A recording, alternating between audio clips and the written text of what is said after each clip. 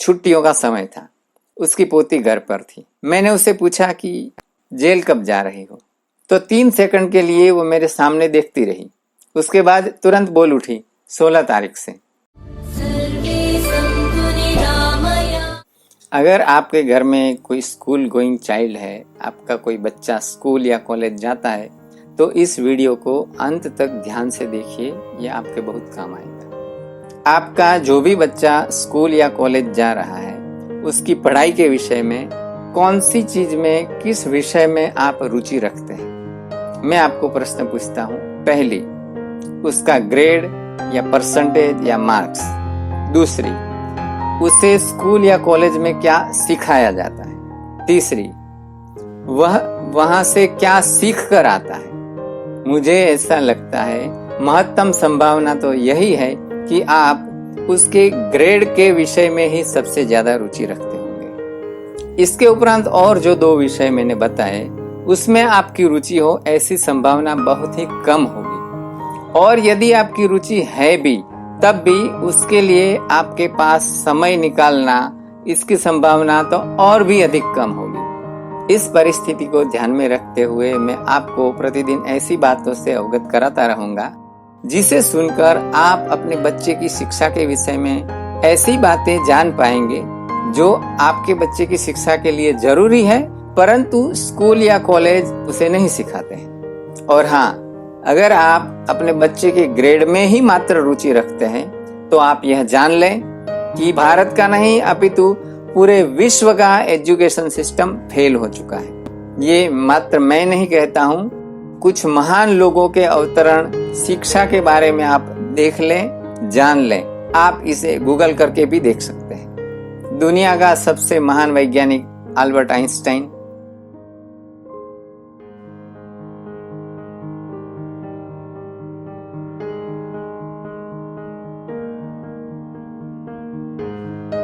सबसे ज्यादा पेटेंट लेने वाला वैज्ञानिक थॉमस अल्वा एडिसन,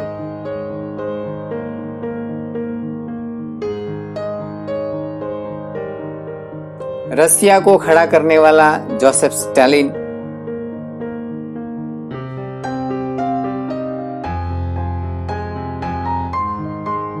तो मेरा कहने का तात्पर्य यह है कि कितने भी ग्रेड या परसेंटेज या मार्क्स लाने के बाद भी आपका बच्चा कुछ भी तो नहीं सीख रहा।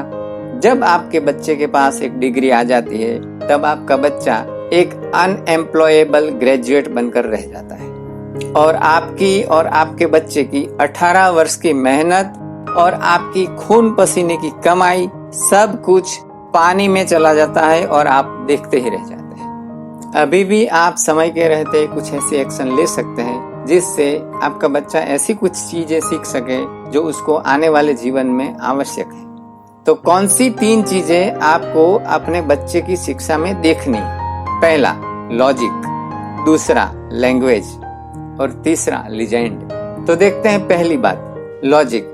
हर बच्चे का अपना एक लॉजिक होता है, लेकिन उस बच्चे के लॉजिक को साइड में करके स्कूल सिस्टम उसे रट्टा लगाने में लगा देते हैं। उसका परिणाम क्या आता है? यह बच्चा अपने स्कूल से ही ऊब जाता है, अपने स्कूल से ही घृणा करने लगता है। एक उदाहरण देता हूँ। आज से 10 वर्ष पहले जब मैं अपने भाई के घर गया था, तब छुट्टियों का समय था। उसकी पोती घर पर थी। मैंने उससे पूछा कि जेल कब जा रही हो, तो 3 सेकंड के लिए वो मेरे सामने देखती रही। उसके बाद तुरंत बोल उठी, 16 तारीख से। मेरे भाई को यह संवाद समझने में काफी समय लगा, लेकिन वह बच्ची मात्र 3 सेकंड में समझ गई कि मैं क्या कहना चाहता हूँ, क्योंकि ये उसका खुद का निजी अनुभव था। यह बच्ची स्कूल को जेल ही समझ रही थी। यह एकमात्र उदाहरण नहीं है। दूसरा, मेरा एक मित्र गांधीनगर से महुड़ी, एक तीर्थ स्थान है, वहां पर जा रहा था। मार्ग में उसका बच्चा बोल उठा, अभी थोड़ा आगे जाने के बाद जेल आएगी। वह मित्र समझ नहीं सका, लेकिन थोड़ा ही आगे जाने के बाद उस बच्चे का वो स्कूल आया जिसमें बच्चा पहले पढ़ा था। तब उस बच्चे ने वह स्कूल दिखाकर बोला कि यह जेल है, 4 दीवारों में बंद। अब बात करते हैं लैंग्वेज की।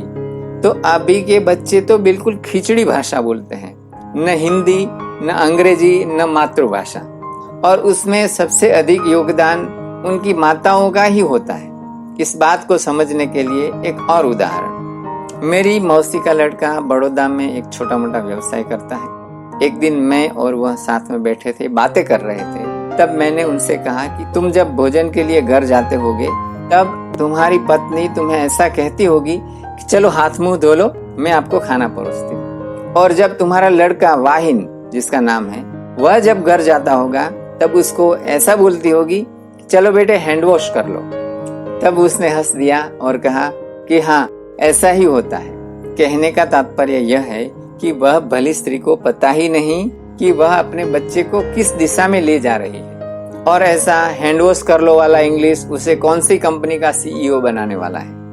आगे जाकर यह बच्चा किसी भी भाषा में अपने विचार प्रवाही रूप से व्यक्त नहीं कर सकेगा, क्योंकि उसके दिमाग में भाषा की खिचड़ी हो गई है। वह एक ही वाक्य बोलेगा या लिखेगा तो उसमें 3 भाषा के शब्द आएंगे। हिंदी के भी आएंगे, अंग्रेजी के भी आएंगे, मातृभाषा के भी आएंगे और ना जाने कौन कौन सी भाषा के आएंगे।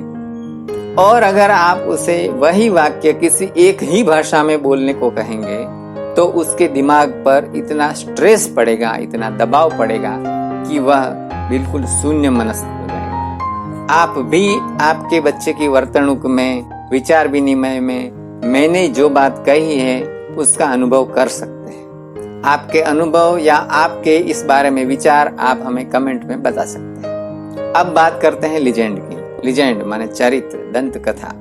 ऐसे चरित्र जिसे सुनकर या समझकर बालक में कुछ गुण निर्माण हो सकते हैं। ऐसे चरित्र या कविताएं अभ्यास क्रम से बिल्कुल निकाल दिए गए। गांधी जी ने सत्यवादी हरिश्चंद्र के पात्र से, चरित्र से प्रेरणा पाकर जीवन में एक महानतम ऊंचाई प्राप्त की। लेकिन आज सत्यवादी हरिश्चंद्र के पात्र का, चरित्र का आज के अभ्यासक्रम में कहीं पर भी स्थान नहीं।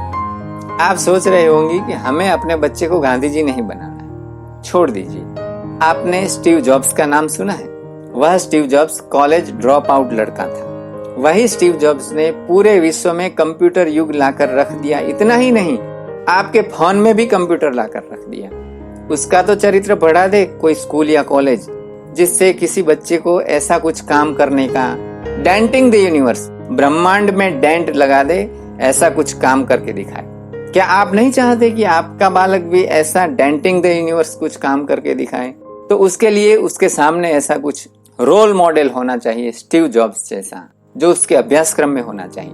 लेकिन आज है नहीं है। लीजेंड पर आज की शिक्षा प्रणाली का कोई विश्वास है ही नहीं, और बच्चे का जो विश्वास था वह भी उसने उड़ा दिया है। जानते हो उसका कारण क्या है? उसका कारण मात्र इतना ही है कि आज की शिक्षा प्रणाली किसी बच्चे को महान बनाने के लिए नहीं है। जैसा कि हमने पहले वीडियो में देखा था, आज की शिक्षा प्रणाली अंग्रेजों ने दी हुई है और यह बालक को जीवन भर किसी कंपनी की गुलामी करने के लिए, तैयार करने के लिए बनाई गई है और लोगों के खून में यह गुलामी पहुंच गई है। जबकि महाभारत तो यह कहता है कि 5 व्यक्ति जीवित होते हुए भी मृत है। कौन से 5? जीवंतोपि मृता पंच व्यासेन परिकीर्तिता, दरिद्रो व्याधितो मूर्ख प्रवासी नित्य सेवक। नित्य सेवक माने परमानेंट नौकर। उसे व्यास ने, महाभारत ने जीवित होते हुए भी मृत बताया है, क्योंकि उसकी अपनी कोई निजी जिंदगी होती ही नहीं। और ऐसे ही व्यक्तियों का समाज खड़ा करना यह आज की शिक्षा प्रणाली का मूल उद्देश्य है।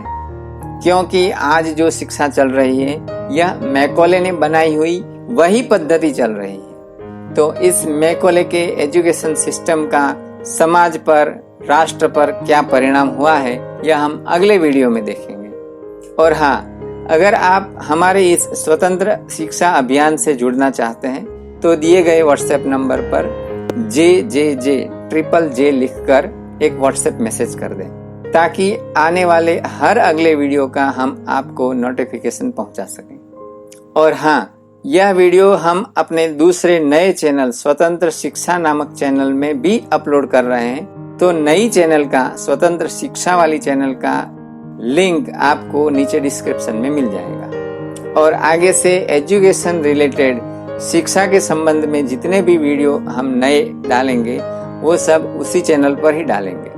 तो जब तक अगले वीडियो में मिलते हैं, आपके बच्चे की शिक्षा की शुभकामना करते हुए सर्वे भद्राणि पश्यन्तु। धन्यवाद।